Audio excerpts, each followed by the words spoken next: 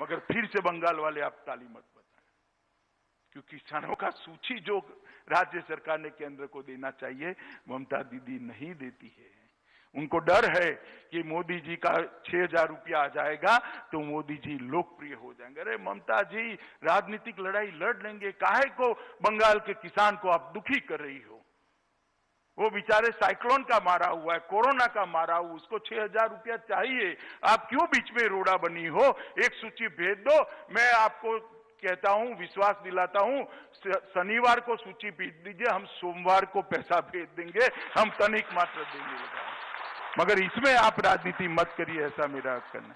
हमने छोटे दुकानदार, असंगठित क्षेत्र के मजदूर और श्रमिकों के लिए पेंशन की योजना की, व्यापारी कल्याण बोर्ड का गठन किया, अलग से मछुआरा विभाग बनाया, जिसका सबसे बड़ा फायदा बंगाल को भी हो सकता है। और तीनों सेनाओं के बीच में अगर युद्ध आता है, आपातकाल आता है या रणनीति बनानी है, सैन्य की तैयारियां करनी है, सैन्य को सुसज्ज करना है, आधुनिकीकरण करना है, सब चीजों के लिए एक कोऑर्डिनेशन की बहुत जरूरत थी। चीफ ऑफ डिफेंस स्टाफ की योजना तो अटल जी के समय में बनी, मगर उसका इम्प्लीमेंटेशन नहीं होता था। 2019 में मोदी जी ने चीफ ऑफ डिफेंस स्टाफ का गठन कर दिया और आज सीडीसी काम कर रहे हैं और हमारी सेनाओं को आधुनिक करने का अभियान आज चल रहा है। वन रैंक वन पेंशन की मांग भी हमने पूरी कर दी। और आरसेप एक ऐसा संवाद, एक ऐसा अंतर्राष्ट्रीय व्यापारी समझौता मनमोहन सिंह जी ने जो शुरू किया था, अगर आरसेप हो जाता तो देश का छोटा व्यापारी, लघु उद्योग, छोटे उद्योजक और किसान, मछुआरे सभी परेशान हो जाते, बर्बाद हो जाते।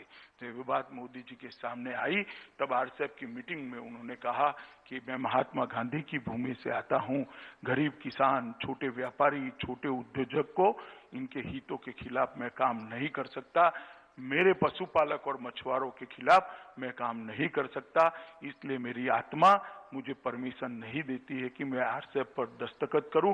और विनम्रता के साथ आरसेप से भारत बाहर हो गया और आज देश के करोड़ों किसानों को मदद करने का काम आरसेप के माध्यम से हुआ है। हमने आदिवासी भाइयों के कल्याण के लिए 400 नए एकलव्य स्कूल बनाए और इसके माध्यम से आज वो अपने जीवन को आगे बढ़ा रहे हैं। मित्रों, इसी एक साल के अंदर कोरोना का संकट आया, वैश्विक महामारी आई। कोरोना का संकट आया तब मैं पहले क्या होता था ये बताना चाहता हूं। पहले भी कई आपदाएं आई हैं, कुदरती आपदा पहली बार भारत में नहीं आई है, कोई महामारी भी पहली बार नहीं आई। पहले महामारी आती थी तो सरकारें लड़ती थी, अच्छे से लड़ती थी, मैं ना नहीं कहता, ऐसा नहीं है कि हमारी सरकार ही अच्छे से लड़ी, पहले की सरकारें भी लड़ी, मगर फर्क ये था कि पहले सरकारें लड़ती थी।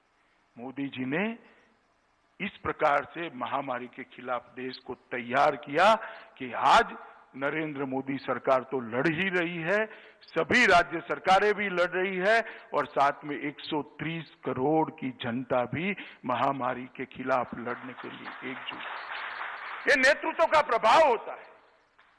जब मोदी जी ने जनता कर्फ्यू का आह्वान किया, दुनिया के लिए अचंभा था कि एक भी पुलिस के इंटरफियरेंस के बगैर 130 करोड़ के देश में कर्फ्यू कैसे हो सकता है। सबको आश्चर्य था। जब देश ने आह्वान को माना और देखा, कई टीवी चैनलों ने भी दिखाया कि रोड सुनसान पड़े हैं, कोई व्यक्ति घर के बाहर नहीं निकल रहा है। मैंने शास्त्री जी के बाद पहली बार देखा है कि किसी प्रधानमंत्री की अपील पर स्वयंभू रूप से 130 करोड़ लोग सेल्फ डिसिप्लिन तरीके से अपने घर के अंदर बैठे रहे। उन्होंने इससे एक सामूहिक मन बनाने का प्रयास किया। इसके बाद में कोरोना के खिलाफ घंटी बजाओ, थाली बजाओ, उसके बाद दिया जलाने का कार्यक्रम, उसके बाद कोरोना वॉरियर के सम्मान में तीनों सेनाओं ने पुष्प वर्षा करी। ये सारी चीजें कर मोदी जी ने एक राष्ट्र, एक जन, एक मन, ऐसी अटूट श्रृंखला बना दी कि पूरा देश जैसे एक मन से कोरोना के सामने लड़ने के लिए खड़ा है। और उसी का नतीजा है कि देश, दुनिया के सबसे विकसित देश भी आज ये देखने आते हैं कि भारत कोरोना के खिलाफ कैसे लड़ा है।